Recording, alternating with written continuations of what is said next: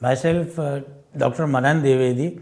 I am a faculty of International Relations and International Organizations at the Indian Institute of Public Administration. Now, the theme which has been allocated to me for talking about it, for delivering a lecture, happens to be that of the making of India's foreign policy, role play by the civil society, NGOs, and the Indian diaspora. Now, when we look into the entire thing, then what we have to do is to understand that what is the difference between the state system and the civil society, which now definitively in the present context, it includes the non-governmental organizations, the international NGOs, the INGOs, the diaspora, various lobby groups, and even the much dreaded political parties which have a lot of things, a lot of negatives to a certain extent attached to them. So, when we look at India's foreign policy, then what we have to understand to begin with is that when the India's international relations and external relations went on since 1947, then India was at a very decisive cusp. That decisive cusp happened to be that of state, and India had to make a choice between the capitalist bloc of nation states and the socialist bloc of nation states. Apart from that, two adversarial nations in the immediate neighborhood of the order of the Islamic Republic of Pakistan and the People's Republic of China, they existed. Now, coming back to civil society, what we need to understand is that the state system is definitely there as a kind of a monolith, as a kind of an establishment nom de plume. But when we talk about the other aspect of foreign policy making, then how the lobby groups, how the fourth estate, that is the media, and how the civil society and the NGOs influence the making of foreign policy in India, that has to be looked into. Before that, we can look into civil society. Now, how to make it very simple and unearth, or to find out the basic fundamentals of civil society. I'll go with the tedium. Civil society is a significant nom de plume of international relations and global politics. Since the initiation of the government efforts, NGOs such as ACHR, Greenpeace, and Oxfam, they have been checked for their global funding linkages. Since the coming in of the New Delhi denomination under Prime Minister Narendra Modi, since the initiation of the Modi government, pivotal norms have been remodeled to target the non-governmental global role-play actors, which seem to have dubious connections and inadequate ratification for the funding of their general functioning. So, what we need to understand over here is the idea that question marks have been raised against the influence, or one can say the shady influence, of non-governmental organizations, the media, cinema, and also the political parties as far as the international relations or the foreign policy making of the New Delhi denomination is concerned. So, if you look at the media, what we are going to find is that even if there is a small protest movement somewhere in Jawaharlal Nehru University, somewhere in Delhi University, or let's say somewhere in any other part of the country, whether it be the farmers' agitation, or whether it be the new Modi demarche of privatizing the public sector undertakings. So, in all these categories, in all these categorizations, the idea of where does the intellectual worth and where does the intellectual drive of these NGOs arrive from? Now, that is something which is directly related to the regime theory. Now, Robert Keohane promulgated the larger syntax of the idealistic and largely liberal perception of creating a global collectivity of sorts to counter the problem centers of human rights, nuclear proliferation, climate change, small weapons threat, and other global commons, which need to be taken up by the global parliament, but the United Nations influence do a word of good. And the question that we need to bring into the limelight happens to be the fact that does the voluntary nature of associations and internet and the literature and publications by people, do they have a great influence upon India's foreign policy? To take the discussion towards the global scenario, internet and the book by Henry Dunant, they created the first ever pathways to global collectivities, wherein the concept of the committee of various countries, can they multilaterally tackle the threat of the world dangers as a unified force, can be looked into. Now I would like to go back to the second part of the present slide, where one can discuss and deliberate upon the internet. Now the internet was initiated as a kind of an internal mechanism by the Department of Defense of United States of America. That at that point of time it was not open for public consumption. At that point of time only internal conversations, memos, decisions and the day-to-day work of the Pentagon were to be taken into consideration. So it was an in-house facility, that is the internet, which was developed in the early 70s by the American establishment, and to be more precise, the American the American security providers which were linked to the government. So internet, later on the Pentagon realized that there was a huge market in the country and later on in the entire ecosystem of countries where people could be connected and people can communicate with each other. They can raise voices against any kind of an injustice, they can protest, or they can vouch for a very good cause, a positive cause, a truthful cause, or a steadfast cause. So the first voluntary association which comes to my mind as a part of the civil societal movements happens to be that of the internet. It happens to be that of the internet. And apart from that, once the Pentagon released its own talent pool for the rest of the country and for the rest of the world, people became hooked onto it, and the idea of imagination, the idea of Benedict Anderson's imagined community, and how people can become part of a civil society impacting the individual foreign policy of countries, that came to the forefront. As a second instance, there was a book written by Henry Dunant, who is a European scholar and a European diplomat.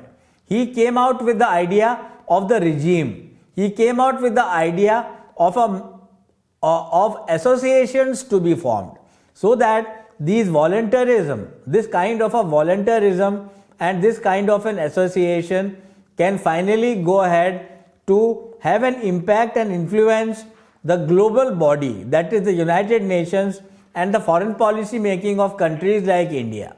Now if you look at India itself, diaspora in India also plays a vital role as a lobby group, as part of the larger functioning of India's foreign policy, wherein the idiom of promoting India through cultural diplomacy, Sanskritic diplomacy, can be looked into, and it is a dominant form. As an instance, the role played by the diaspora in the event Howdy Modi in Texas, in Houston, and the first ever address by Prime Minister Narendra Modi at the Madison Square Garden in New York, and other efforts, they do a lot of good to highlight the new vigor of the Modi denomination. So what we are looking on right now is a kind of a cultural diplomacy part, which is very much impacted by NGOs, which is very much influenced by the business community, and finally the diaspora too has a great role to play for it. When we talk about the Indian diaspora, we can say that the OCI card has been provided to the PIOs also, that is the people of Indian origin, and which was originally given to people who were called as NRIs, that is non-resident Indians. Now these non-resident Indians were also jokingly referred to in a very light-hearted manner they were referred to as not required Indians. But since the coming in of the 214 May political denomination in New Delhi, everything has changed, or at least a change has been attempted, where the remittances by the Indian diaspora have been made prominently opened up before the people. And the kind of reconnect which the Indian diaspora can have with the Indian mainland in New Delhi and from their various states of origin, that too has been highlighted as part of staunch and solid policy by the Indian government, that is the 2014 May Delhi denomination. So, you know what? The Indian imagined community, as I was referring to it earlier, that is the diaspora, that has really gone on to create much of an impact on India's foreign policy. For example, if you look at the American Capitol Hill, if you look at the Senate and the House of Representatives of United States of America, then bipartisan support exists for the Indian policy makers and for the Indian diplomatic machinery and for Prime Minister Narendra Modi, wherein whether the American senator is a Democrat or whether the American House of Representative member is a Republican, that has become secondary.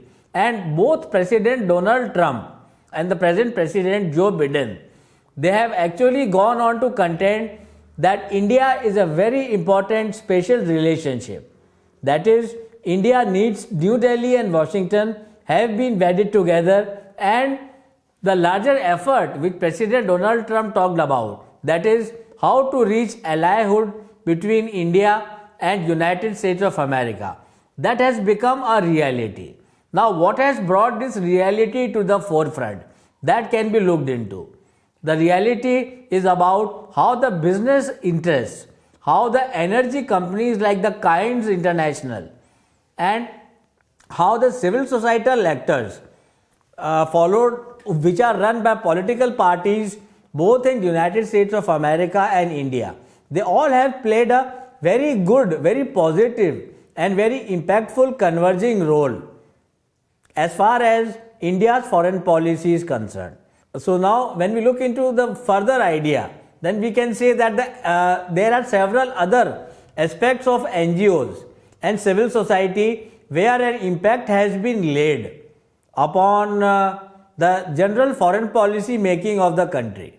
I'll go ahead with my second slide, that is the anti-nuclear campaigner Achin Vinayak said in the aftermath of the report to the Guardian that we are fearful that this is a kind of witch hunt with longer term implications to repress all kinds of popular struggles.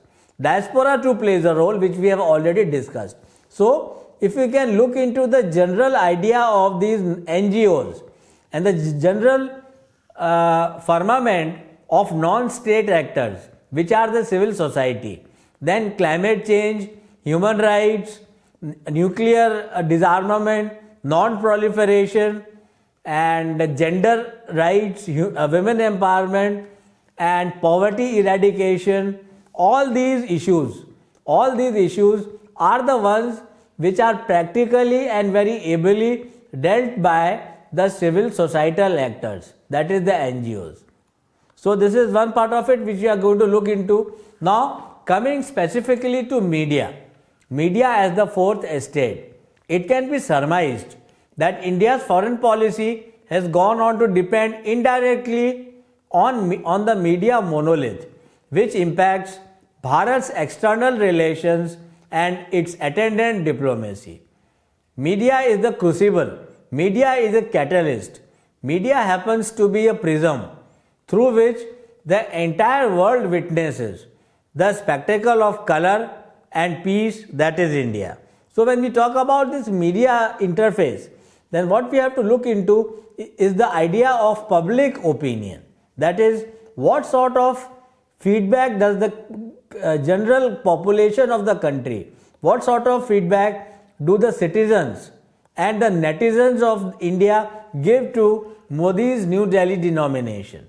What I am trying to convey here is that the media is a first grade public opinion maker, and what all are the bad points about a government policy, what all are the negative themes about the government policy, and what all are the achievements of the government, whether it be the domestic policy or whether it be India's external relations and India's foreign policy. All of them are conveyed as part of a feedback loop to the government or to the New Delhi denomination. Whatever might be the political or the ideological hue of the government at Raisina Hill, but still we are going to look into other aspects of it too. That is, how does media impact? Now, if the media is friendly towards you, then the government can really do well as far as sending its delegates to superpowers and to the South Asian microstates are concerned. This is one part of the detail, wherein a strong media with a strong backing of the with a small backing of the parliamentarians and a strong backing of the opposition can really add and give lot of power, lot of pelf and lot of incisiveness to the government policy, whether we are confabulating with the Pakistan, Rawalpindi, or whether we are confabulating with Beijing, that is the People's Republic of China. One of the great impact that media has as a kind of a foreign policy impactor, as a kind of a foreign policy crucible, can be gauged or can be found out from the way things unraveled themselves at the Ladakh frontiers, at Depsang, at Doklam, and at the Finger area, where the Indian armed forces were engaged in a eyeball-to-eyeball confrontation with the People's Liberation Army, that is the PLA. Now, that kind of coverage that media talks about, the entire country was behind the government. The entire country was behind the defense forces, because the people, as their mood was gauged by the media, the people felt that in 2013 the Depsang incursion by the Chinese occurred, and several other incursions occurred in the form of Sumdorong Chu being one example. But the Indian government's response was not very strong. The Indian government's response was lax, and India was not practicing aggressive foreign policy. India was not practicing aggressive national interest oriented diplomacy, because of which the heart of the enemy, the heart of the Han Empire, that is China, Beijing, the People's Republic of China, this heart was augmented, this heart was increased, and the arm twisting which China always does was brought out in its full attention, in its all details, before the entire country and before the entire world. The media reportage also showed us that how rude, how aggressive and how dangerous the Chinese soldiers were, as Indian contingents engaged in a non-warlike confrontation with each other, as reported by media.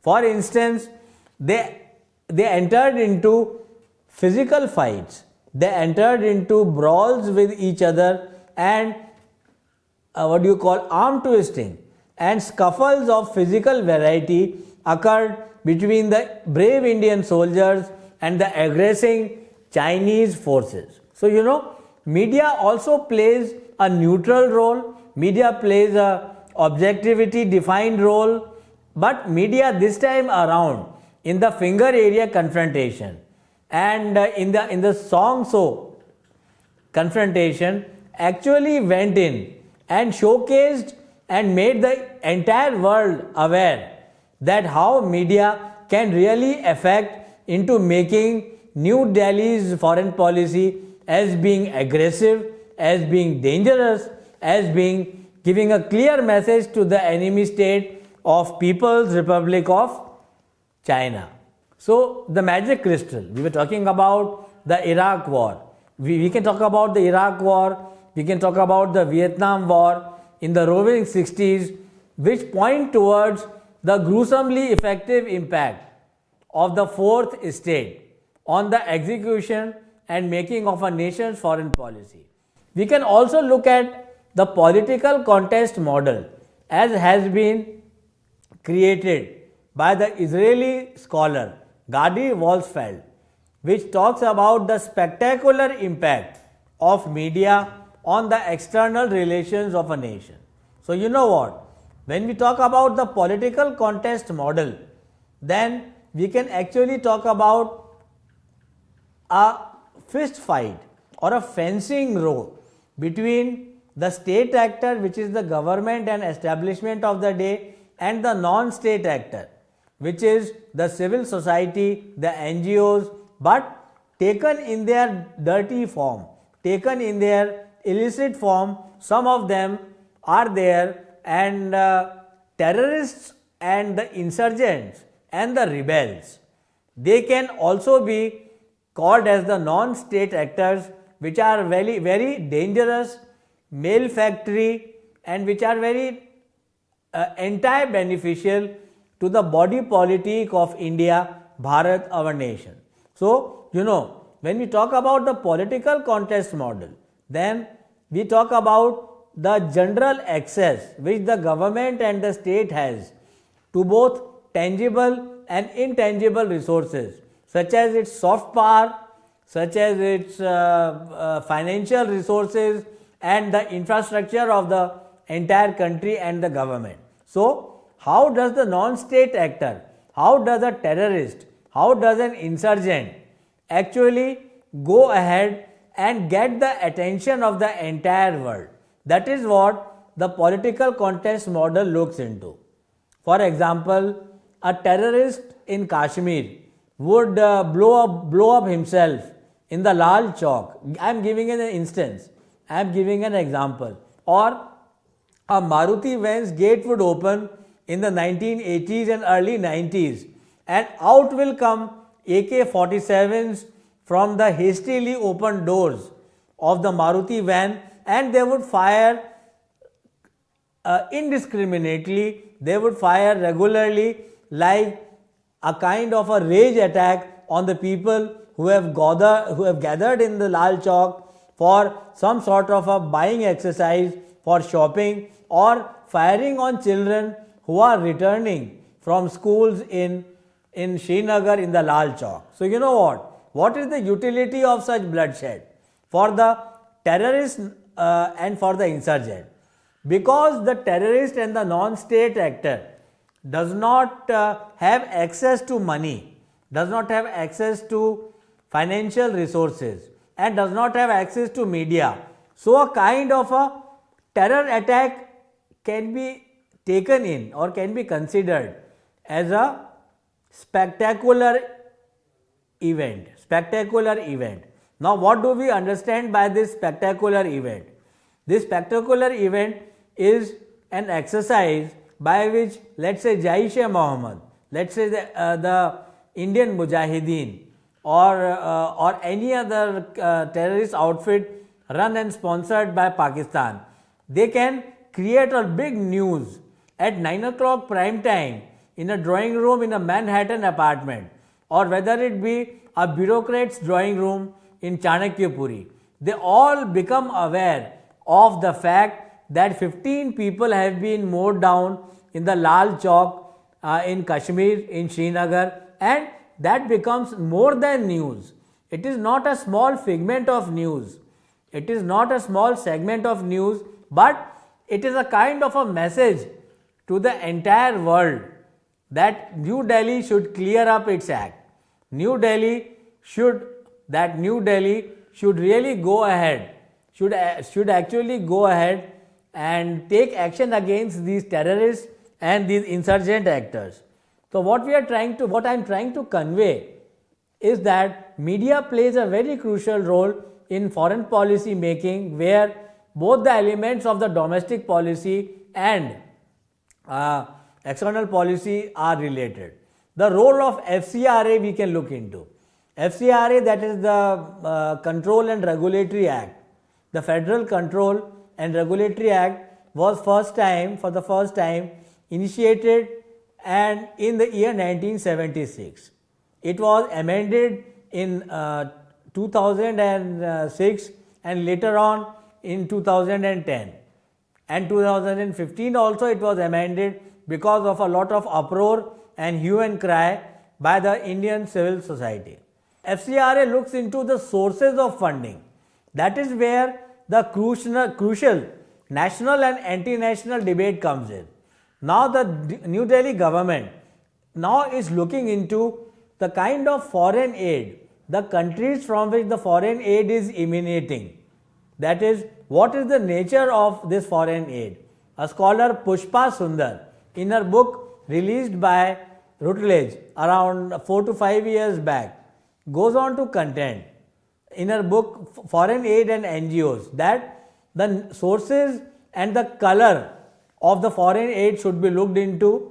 And if you look into the Chinese troubles in Hong Kong, Xinjiang, Myanmar, then we can say that China has a whole phalanx, a whole group of sponsored NGOs, and where human rights accesses are neglected. And despite countries like Turkey, United States of America and various other European countries raising a voice against the excesses committed by China in Hong Kong, Xinjiang and Myanmar are concerned, still these NGOs seem to be the directing force in China.